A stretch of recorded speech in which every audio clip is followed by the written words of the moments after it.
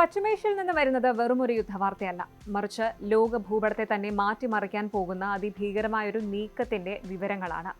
2026 March 25 ഇന്ന് ലോകം സാക്ഷ്യം വഹിക്കുന്നത് ഇസ്രയേലിന്റെ അപ്രതീക്ഷിതമായൊരു അതിർത്തി വിപുലീകരണത്തിനാണ്. Israel defence minister Israel Katz കഴിഞ്ഞ 24 മണിക്കൂറിനുള്ളിൽ നടത്തിയ പ്രഖ്യാപനം ലെബനനെ നടുക്കിയിരിക്കുകയാണ്.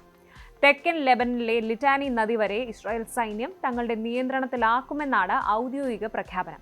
ഇത് കേവലം ഒരു ബഫർ സോണാണോ, അതോ ലെബനന്റെ 10-1 ഭൂപ്രദേശം ഇസ്രായേൽ പിടിച്ചെടുക്കുകയാണോ? പശ്ചിമേഷ്യയുടെ ഭാവിയെ തന്നെ മാറ്റിമറിക്കുന്ന ഞെട്ടിക്കുന്ന റിപ്പോർട്ട് ഒന്ന് പരിശോധിക്കാം. പശ്ചിമേഷ്യൻ രാഷ്ട്രീയത്തിന്റെ ഗതിവിഗതികൾ എപ്പോഴും പ്രവചനാതീതമാണ്. എന്നാൽ 2026 തുടക്കത്തിൽ ആ മേഖലയിൽ സംഭവിക്കുന്ന മാറ്റങ്ങൾ കേവലം അസ്ഥിരതയല്ല, മറിച്ച് ദശാബ്ദങ്ങളായി നിലനിന്നിരുന്ന ഭൗമ രാഷ്ട്രീയ അതിരുകൾ തന്നെ മാറ്റിമറിക്കാനുള്ള ആസൂത്രിതമായ നീക്കങ്ങളാണോ എന്ന സംശയം ആഗോളതലത്തിൽ ശക്തമാവുകയാണ്. Israel defence minister Israel Katz അടുത്തിടെ നടത്തിയ പ്രഖ്യാപനം ഈ സംശയങ്ങൾക്ക് അടിവരയിടുന്നു. തെക്കൻ ലെബനനിലെ ലിറ്റാനി നദി വരെ ഇസ്രായേൽ സൈന്യം തങ്ങളുടെ പ്രതിരോധ കവചം വ്യാപിപ്പിക്കുമെന്നതാണ് ആ ഒരു തീരുമാനം. ഇത് കേവലം ഒരു താൽക്കാലിക സൈനിക നീക്കമാണോ, അതോ മഹത്തായ ഇസ്രായേൽ എന്ന സ്വപ്നത്തിലേക്കുള്ള ഭൂപടം തിരുത്തി വരയ്ക്കലാണോ എന്ന ഗൗരവകരമായ ചർച്ചയ്ക്കാണ് ഇപ്പോൾ തുടക്കമിട്ടിരിക്കുന്നത്. ലെബനന്റെ ഹൃദയഭാഗത്തുകൂടി ഒഴുകുന്ന ലിറ്റാനി നദി ഇസ്രായേൽ അതിർത്തിയിൽ നിന്ന് ഏകദേശം 30 കിലോമീറ്റർ ഉള്ളിലായിട്ടാണ് സ്ഥിതി ചെയ്യുന്നത്. ഈ ഒരു പ്രദേശം വരെ നിയന്ത്രണത്തിലാക്കാനുള്ള ഇസ്രായേലിന്റെ നീക്കം ലെബനന്റെ ആകെ ഭൂപ്രദേശത്തിന്റെ 10-1 ഭാഗം കൈവശപ്പെടുത്തുന്നതിന് തുല്യമാണ്. ഇസ്രായേലിന്റെ ഔദ്യോഗിക ഭാഷ്യം അനുസരിച്ച് വടക്കൻ ഇസ്രായേലിലെ ജനങ്ങളുടെ സുരക്ഷ ഉറപ്പാക്കാൻ ഹിസ്ബുള്ളയെ അതിർത്തിയിൽ നിന്ന് അകറ്റി നിർത്തേണ്ടത് അത്യന്താപേക്ഷിതമാണ്. എന്നാൽ ലിറ്റാനി നദി വരെ ഇസ്രായേലിന്റെ പുതിയ അതിർത്തിയായി മാറണമെന്ന് ധനമന്ത്രി ബസ്ലാൽ സ്ട്രോമിച്ച് പരസ്യമായി പ്രസ്താവിച്ചത് ലെബനനെ സംബന്ധിച്ചിടത്തോളം ഒരു അസ്തിത്വ പ്രതിസന്ധിയാണ് ഉയർത്തുന്നത്. 1982 മുതൽ 2000 വരെ നീണ്ടുനിന്ന ഇസ്രായേലിന്റെ ലെബനൻ അധിനിവേശം നൽകിയ കൈപ്പേറിയ അനുഭവങ്ങൾ വീണ്ടും ആവർത്തിക്കപ്പെടുമോ എന്ന ഭീതിയിലാണ് അന്താരാഷ്ട്ര സമൂഹം. ലെബനിലെ നീക്കങ്ങൾ ഒറ്റപ്പെട്ട ഒന്നല്ല ശരിക്കും. ഗസയിലെ യുദ്ധത്തിന് ശേഷം അവിടെ രൂപപ്പെടുത്തിയ യെല്ലോ ലൈൻ, ഓറഞ്ച് ലൈൻ എന്നീ സൈനിക നിയന്ത്രണ മേഖലകൾ ഇസ്രായേലിന്റെ പുതിയ തന്ത്രത്തിന്റെ പ്രതിഫലനമാണ്. ബെയ്റ്റ് ഹനൂർ, റഫ തുടങ്ങിയ നഗരങ്ങൾ തകർക്കപ്പെടുകയും അവിടെ ഇസ്രായേൽ സൈന്യം സ്ഥിരമായ സാന്നിധ്യം ഉറപ്പിക്കുകയും ചെയ്ത മാതൃക തന്നെയാണ് ഇപ്പോൾ ലെബനിലും പ്രയോഗിക്കുന്നത്. വെസ്റ്റ് ബാങ്കിലെ സാഹചര്യവും ഇതിന് സമാനമാണ്. 2026 ഫെബ്രുവരിയിൽ ഇസ്രായേൽ ക്യാബിനറ്റ് പാസ്സാക്കിയ പുതിയ നിയമങ്ങൾ വെസ്റ്റ് ബാങ്കിലെ ഭൂമി വാങ്ങുന്നത് ഇസ്രായേലികൾക്ക് എളുപ്പമാക്കുകയും പലസ്തീൻ അതോറിറ്റിയുടെ നിയന്ത്രണത്തിലുള്ള പ്രദേശങ്ങളിൽ പോലും കെട്ടിടങ്ങൾ പൊളിക്കാനുള്ള അധികാരം ഇസ്രായേൽ സൈന്യത്തിന് നൽകുകയും ചെയ്തു.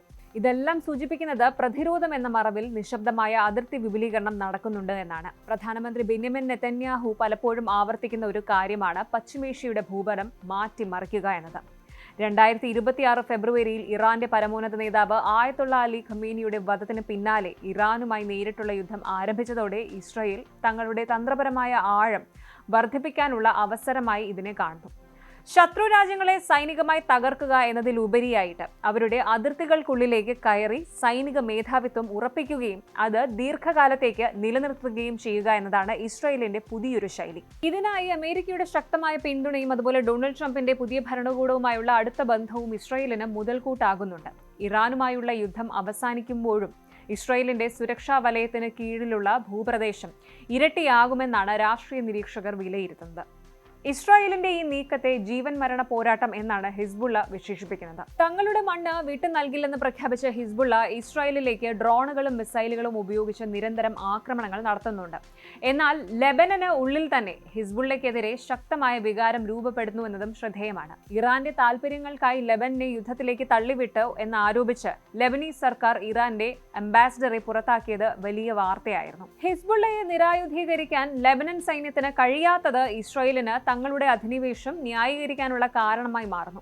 ഇതിനിടയിൽ 1 ദശലക്ഷത്തിലധികം ജനങ്ങൾ ലെബനിൽ നിന്ന് കുടിയൊഴിപ്പിക്കപ്പെട്ടത് വലിയൊരു മാനുഷിക ദുരന്തമായി വളരുകയാണ്.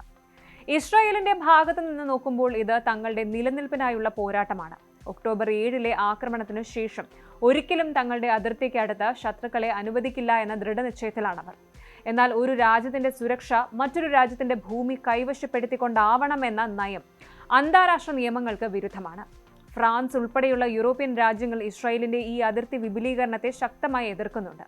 ലാറ്റിനി നദി വരെ ഇസ്രായേൽ സൈന്യം നിലയുറപ്പിക്കുന്നത് സമാധാനം കൊണ്ടുവരില്ല എന്നും പകരം മറ്റൊരു 20 വർഷത്തെ ഒളിപ്പോരിലേക്ക് ആ മേഖലയെ തള്ളിവിടുമെന്നും ചരിത്രം നമ്മെ ഓർമ്മിപ്പിക്കുന്നു. യുദ്ധം അവസാനിക്കുമ്പോൾ ഭൂപടങ്ങളിൽ അതിർത്തികൾ എവിടെയായിരിക്കുമെന്നത് ലോകം ഉറ്റുനോക്കുന്ന ചോദ്യമാണ്.